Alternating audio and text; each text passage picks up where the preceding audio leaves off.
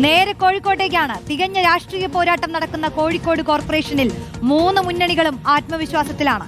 തർക്കങ്ങൾക്കിടയിലും ആദ്യഘട്ട സ്ഥാനാർത്ഥി പട്ടിക പ്രഖ്യാപിച്ചതിന്റെ ആത്മവിശ്വാസത്തിലാണ് കോൺഗ്രസ്. CPI, RJD തുടങ്ങി സഖ്യകക്ഷികളുമായുള്ള വാർഡ് വിഭജനം പൂർത്തിയാക്കാനുള്ള ചർച്ചകളിലാണ് ഇടതുമുന്നണി. സ്ഥാനാർത്ഥികളെ തീരുമാനിക്കാനുള്ള BJPയുടെ ജില്ലാതല കോർ കമ്മിറ്റി യോഗവും തുടരുകയാണ്. VS രഞ്ജിത്ത് ചേരുന്നു. രഞ്ജിത്ത്, കോൺഗ്രസിലാണെങ്കിൽ കൊഴിഞ്ഞുപോക്കുണ്ട്. നാടകീയമായ രാജിക്കത്ത് കൈമാറ്റം വരെ ഇന്ന് കണ്ടു. ഇടതു മുന്നണിയെ സംബന്ധിച്ചാണെങ്കിൽ പ്രമുഖരെ കളത്തിലിറക്കുമോ എന്നുള്ള ചിത്രം തെളിയും എന്ന് പ്രതീക്ഷിക്കുകയാണ്. ഇന്ന് തന്നെ തെളിയുമെന്നല്ലേ നമ്മൾ പ്രതീക്ഷിക്കുന്നത്. BJP ആണെങ്കിൽ ജില്ലാതല കോർ കമ്മിറ്റി യോഗം തുടരുന്നു. തീരുമാനം എപ്പോഴാകും രഞ്ജിത്ത്? രാഷ്ട്രീയ കോഴിക്കോട് ജില്ലയെ സംബന്ധിച്ച് കോഴിക്കോട് ജില്ലയിൽ ഇടതുപക്ഷത്തിന് നേരിയ ആധിപത്യമുള്ള ജില്ലയാണ്. അത് പഞ്ചായത്ത് തലത്തിൽ എണ്ണി നോക്കിയാലും കോർപ്പറേഷൻ വാർഡുകൾ എണ്ണി നോക്കിയാലും മുനിസിപ്പാലിറ്റിയിൽ മാത്രമാണ് UDFന് നേരിയ ഒരു മേൽക്കൈയുള്ളത്. ആകെ പഞ്ചായത്തുകളിൽ 47 പഞ്ചായത്തുകളും, അതായത് 70 പഞ്ചായത്തിൽ 47 എണ്ണവും LDF ആണ്. 23 എണ്ണം മാത്രമാണ് UDFനുള്ളത്.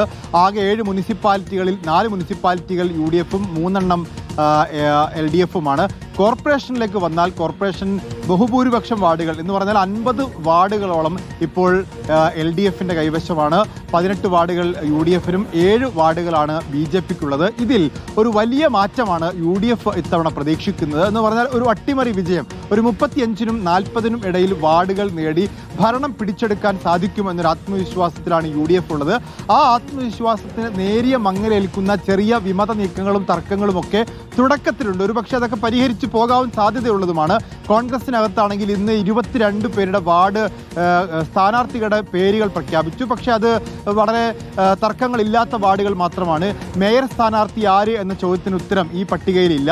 അവർ KPCC ജനറൽ സെക്രട്ടറിമാരായിട്ടുള്ള വിദ്യാ ബാലകൃഷ്ണന്റെയും PM നിയാസിന്റെയും ഒക്കെ പേര് പറയുമ്പോൾ അവർക്ക് മത്സരിക്കാനുള്ളൊരു വാർഡ് തർക്കമില്ലാതെ കണ്ടെത്തി കൊടുക്കാൻ സാധിച്ചിട്ടില്ല.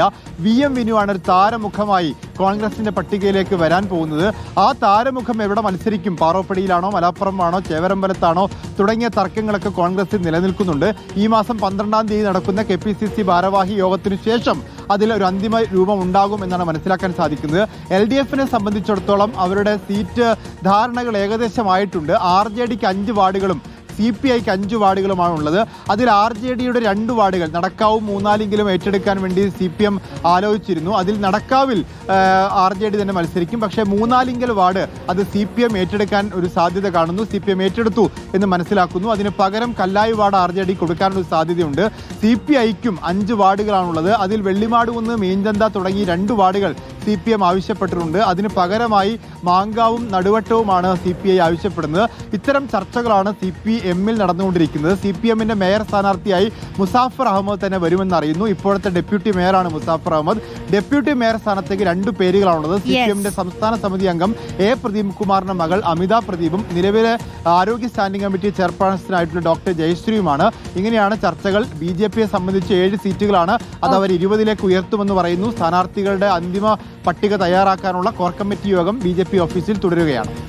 സാധ്യതകളാണ് VS രഞ്ജിത്ത് പറഞ്ഞത്. കോഴിക്കോട് കോർപ്പറേഷനിലെ പോരാട്ടവും കനക്കുമെന്ന് ഉറപ്പാണ്.